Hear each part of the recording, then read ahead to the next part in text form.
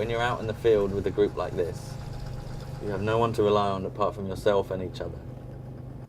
So it's quite a challenge, really, and that's really what keeps me going back. These are two Challenger 55s. We use them for pulling these heavy sleds.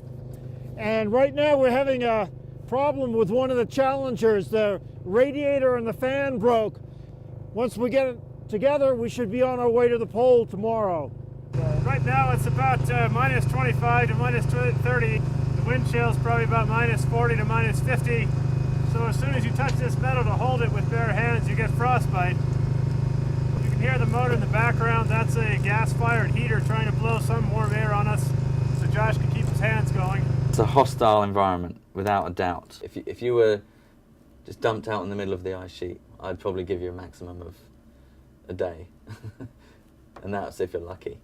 It's quite extreme, yes. We have to drive for thousands of kilometers to get to areas that are very clean and very far away from any human activity. We effectively travel in 3 different groups. The first is that red piston bully that's over there, has a crevasse detector on the front. It's essentially a safety device used to look for any cracks or holes or potential danger within the ice.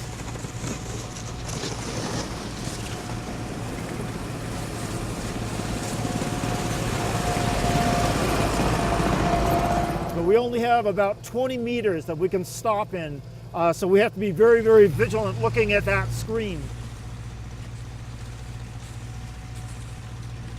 The second train is made up of these 2 blue boxes. The first one is a kitchen with 4 people in it. The second has another 7 people in it for accommodations and scientific experiments. Okay, so we've got the Caterpillar 55 tractor. We have the 7-ton sled carrying fuel and generators. This blue insulated building is the kitchen. It also has 4 bunks. And then behind that is another blue building. This is where many of us sleep. Pretty cozy. Very cozy. And then behind that you'll see the small antenna for the mid-frequency radar. This is our deep radar program. It's dragged behind the main team. And it can actually see all the way through the ice sheet, down through over 4,000 meters of ice. And it can see the layers within that ice, and it can also see the bedrock. This is probably the worst ride in the entire program. Brian Welsh gets bounced around all over the place. He determines the thickness of the ice, and he'll be sitting in this for many, many days on our way to pole.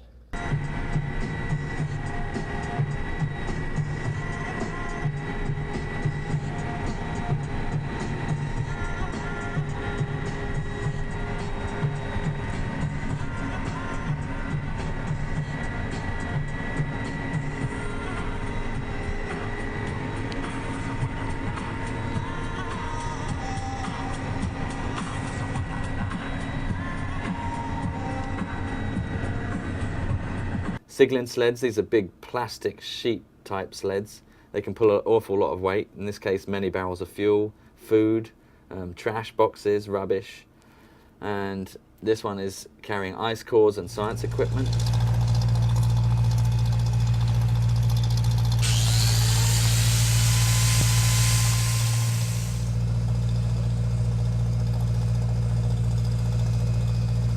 And then last but not least is potentially the most important sled of the expedition.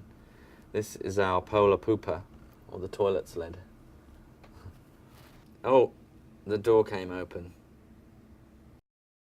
If we're lucky, it'll take us about 4 or 5 days to travel to our next site that's about 235 kilometers from here. Once we get to that site, we'll stop for 3 or 4 days to do the drilling that we need to do and run the other experiments. Then we move again for a few days, stop for 3 or 4 days, and after 4 or 5 stops, make our way to the pole.